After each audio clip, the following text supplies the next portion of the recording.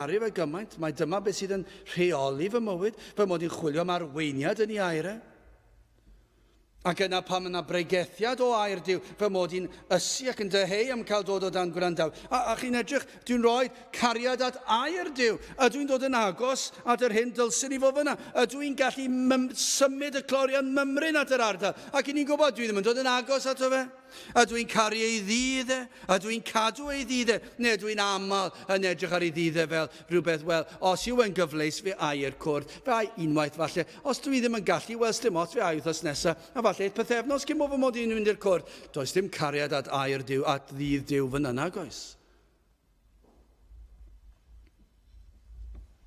Gofynnwch, o Dduw graslon agor llygad fennaid i weled fy angen am Grist. Dangos i mi fy nghyflwr, i weld fy mod yn fryn. Dyna beth sy'n angen i chi wneud, gweddiwch y bydd Duw yn eich helpu chi weld. Dydych chi ddim yn gallu rhoi unrhyw ddylanwad ar y clorian. Chi ddim yn gallu dod yn agos at y nod. A ydych chi'n ymateb yn gywir pan dan trealon, dyma i chi'n arall. Gallech chi fod yn pwyso eich hunan. Pa mae trealon a siomedigaethau bywyd yn dod ar ein traws ni. A ydw i'n ymateb yn iawn pryd hynny? Dwi'n rhoi hyn yn y glorian. Dwi'n edrych iawn. Dyma be mae Duw yn disgwyl ohona i pa mae siomedigaethau'n dod a trealon bywyd yn dod ar fy nhraws i. A dwi yn y glorian. Ac ydw i'n gallu symud e rhywfaint? Ydw i'n ymateb fel dwi fod i yn ôl gair Duw? Na fyddai'n ffeindio siwr o fod. Dwi ddim yn hyd yn oed gallu symud e dim. Fe fydd y clorianau yma'n datgelu pob un manylun. Fydd e'n dangos darlleniad gwbl fanwl, mwy manwl na'r clorianau digidol sydd heddi. Fe fydd Duw yn gallu gweld pob un peth. Pan ni'n dod wyneb yn wyneb â themtasiwn, a dyn ni wedi ymateb yn y modd y mae gair Duw yn gorchymyn. Rhyn fyddwn ni'n ei glywed yw hyn, tekel, ti a bwyswyd yn y clorianau ac ath gaid yn bryn, ac yn waith byth ar ôl yr holl freintiau i chi wedi gael o glywed yr efengyl, sil ar ôl sil ar ôl sil, degawdau ar ôl degawdau, ac eto i gyd bod chi'n dod yn fryn. Beth am y niferoedd helaeth o gai athrawon sydd yn y byd? Beth am y rhai hynny sydd yn mynd i'r pwlpit heddi ac yn pregethu efengyl ffals? Maen nhw'n gadael y prif rannau allan ac maen nhw'n dod â pethau mwy derbyniol i mewn. Yr rhai yma sydd am weld proffes cyfleus mwyn i'r niferoedd cynyddu yn ei oedfaon, mwyn i'r coffrau gynyddu, mwyn i poblogrwydd nhw gynyddu efallai. Ond fydde fe'n hawdd iawn. Bydde ni'n hawdd iawn siwr o fod yn gallu llenwi'r capel yma, falle yn yr oes i ni'n byw yn ni, ond falle fe lawr llawr, gydwch chi'n ei ddweud. Bydde ni'n gallu gwneud e lawr llawr. Beth awn ni'n cael gwared ar y llyfr yma a canu'r cyneuon bach yma, mae'r plant bach yn canu, a cael rhyw fand bach fan hyn, ac yn dweud pethau, ac yn dweud, gewch chi neu be fynnwch chi, a dod ar efengyl mewn rwsyd. Dod ar rhyw efengyl ffals. Chymod beth sy'n mynd i ddigwydd i'r rheini? Yr rhai sydd yn cyhoeddi gai a thrawiaeth. Tekel, ti a bwyswyd yn y clorianau ac ath gaid yn bryn. Dyna chi ddydd ofnadw fydd e. Pan fydd yr rhai hynny sydd wedi mynd ac wedi bod yn gai a thrawon, hyd yn oed cai a thrawon efengylaidd sydd heb wir profi y gras Duw. Ac yma nhw wedi dod a cyflwyno'r holl bethau yma. Ac y fydd y clorian yma ac y fydd Duw yn datgan ti a ddaeth yn fryn. Beth am yr rhai sydd â phroffes wag?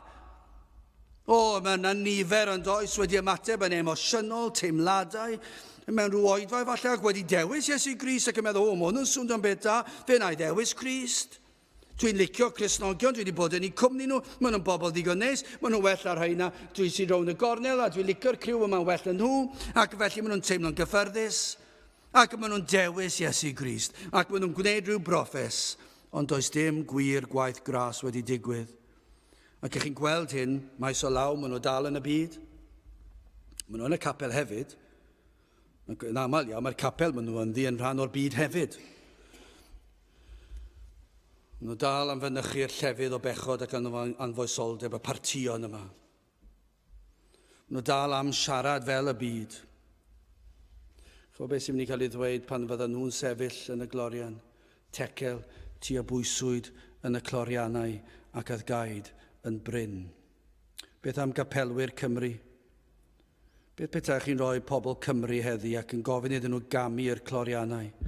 Ac ar un ochr chi'n rhoi yr efengil a chyfraith Duw a'i ddisgwyliadau o berffeithrwydd. Ac yna chi'n rhoi pobl crefyddol ac maen nhw'n camu mewn yn y gobeith y bydd y ffaith bod nhw wedi mynd i'r capel. Ac bod nhw wedi helpu pobl ac yn rhoi i'r tlawd. A maen nhw'n gobeithio fydd hwnna'n ddigon o bwysau i gyd bwyso'r cloriannau yma. Dyna lefel o grefydd i ni'n sôn amdano. Os ych chi'n canu emynau ac yn gallu adrodd adnodau chi wedi dysgu ar eich cof, ac os ych chi'n mynd i'r cwrdd, ac os ych chi'n neud hyn a llall a ddim yn y greu ambell i beth, yna fe fydd y glorian yn dod. Dyna be maen nhw'n disgwyl. Dim dyna math o gloriannau. Ni'n sôn am gyfraith Duw. I ni'n sôn am berffeithrwydd, ac i ni'n sôn am i ni gamu mewn i'r cloriannau. I ni'n mynd i glywed y geiriau yma, tekel, tua bwyswyd yn y cloriannau, ac oedd gaid yn bryn. Efallai na chlywch chi bregeth arall ar y gair tekel. Ond chi'n gwybod beth, fe glywch chi'r gair tekel yn rhagwyddoldeb. Falle bydd na rai yma yn cael clywed y gair tekel. Ym mha bynnag iaith ceith ei ynganu, dwi ddim yn gwybod, ond fe glywch chi fe. Ar hyn fydd i ystyr y a bwyswyd yn y cloriannau ac oedd gaid yn bryn. Mae eisiau ni chwilio'n hunan does. Mae'n digon hawdd i ni gallu pwyntio bys at pob math o bobl a pob math o newidiadau yn y byd crefyddol efengylaidd. Ond mae angen i ni chwilio'n celonau ni feddwl pan safai yn y cloriannau hynny, ble ydw i'n sefyll? A glywa i'r geiriau hynny, a glywch chi. Wel, i orffen. Beth am bwyso'r Cristion? Beth ddylsai Belsasar fod wedi ei wneud? Wel, yn sicr, fe ddylsai fod wedi cymryd sylw o hanes ei dad neu daid. Fe ddylsai fod wedi ceisio'r arglwydd. Fe ddylsai fod wedi darllen gair Duw. Fe ddylsai fe fod wedi troi at orchmynion Duw. Fe ddylsai fe fod wedi ceisio maddeuant trwy adifeirwch. Fe ddylsai fe wedi bod wneud hynny. Fe ddylsai fe wedi dweud sut yr wyt ti am i mi fyw o Dduw. Dyna be ddylsai fe wedi wneud, am beth nath e gafodd e barti. A fe gododd ei ddwrn i fyny at Dduw. Fe ddilynodd ei lwybr ei hun. Ond prysur agosau yw y dydd pan y pwysir ni oll. Roedd Belsasar yn atebol yn syth o ran barn Duw tra'r y ddeiar. Yn sicr fe ddath y ddedfryd o, fe noson honno, fe ymysodwyd ac fe laddwyd e. Ond yna, gallwch chi ddweud, fe ddath y pwyso go iawn. Y pwyso mawr yn rhagwyddoldeb, ac ni fydd na wall, ni fydd camgymeriad yn y pwyso bryd hynny. Fydd Duw yn gallu darllen y glorian yn berffaith. Fe fydd yn gallu gweld yn syth os yw e'n cydbwyso.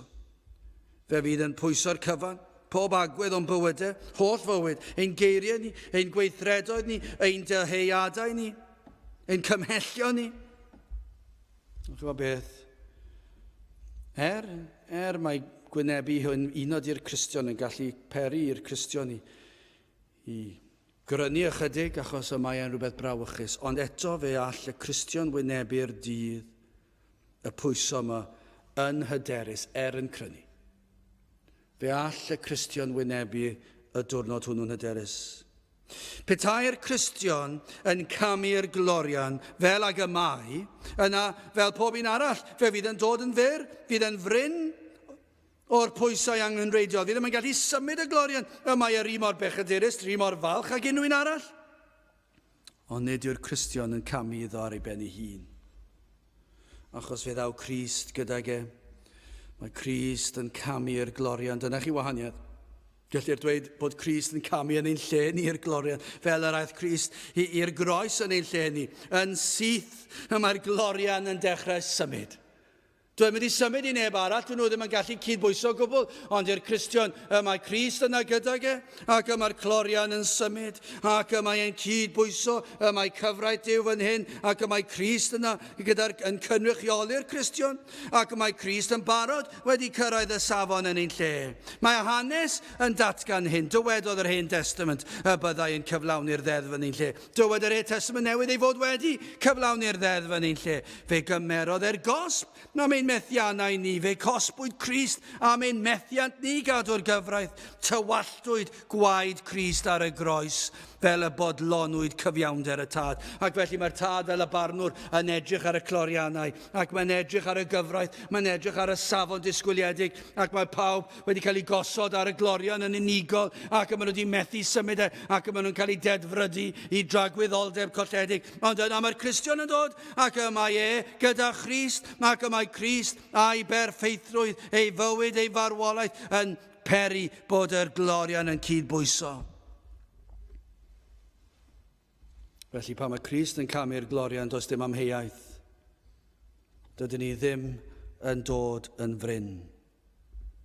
Ceir mwy na digon o bwysau yng Nghrist. Gai ofyn i chi wrth orffen, sut wynebwch chi y dydd ofnadwy hynny? A fentrwch chi gamu mewn i'r clorian ar y dydd ofnadwy hynny ar eich pen eich hun? Neu a ewch chi at Grist a derbyn o'i gyfiawnder ef, ac i chi dderbyn o'i berffeithrwydd ef, o'i olchiad yn ei waed ef, ac bod chi'n derbyn y maddeuant sydd i'w cael, ac byddwch chi'n derbyn ac yn pwyso i fod ei gyfiawnder ef yn ddigonol i beri fydd yr cloriannau yma'n cydbwyso. A newch chi hynny? A newch chi gario ymlaen fel Belsasar ac anwybyddu y rhybuddion, ac y byddwch chi'n cario ymlaen yn eich partio neu beth bynnag yw ac yn mwynhau eich hun. O cymerwch rybydd tecel, ti a bwyswyd yn y cloriannau ac ath gaid yn bryn. Gadewch i ni weddio. O Dduw, i ni yn diolch am yr rhybuddion sydd yn dy air di ac yn gweddio, o Dduw, na fyddwn ni hyd yn oed wrth gyhoeddi y fath eiriau a hyn. Yn fryn ein hunan, i ni yn gweddio mae Crist fydd popeth i ni.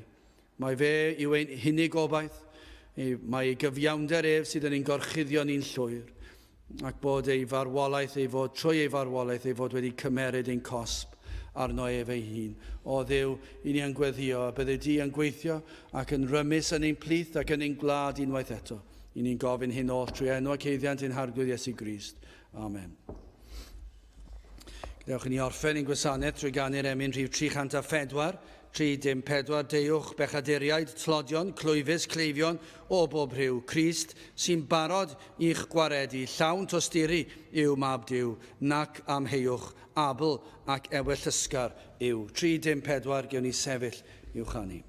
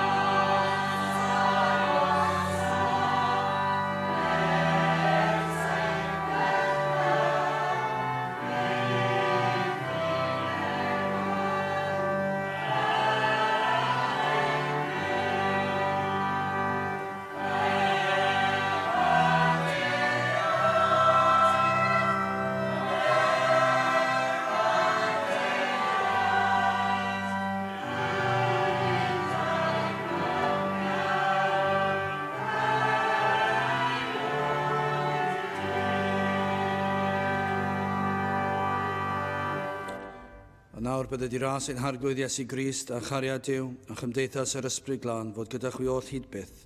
Amen.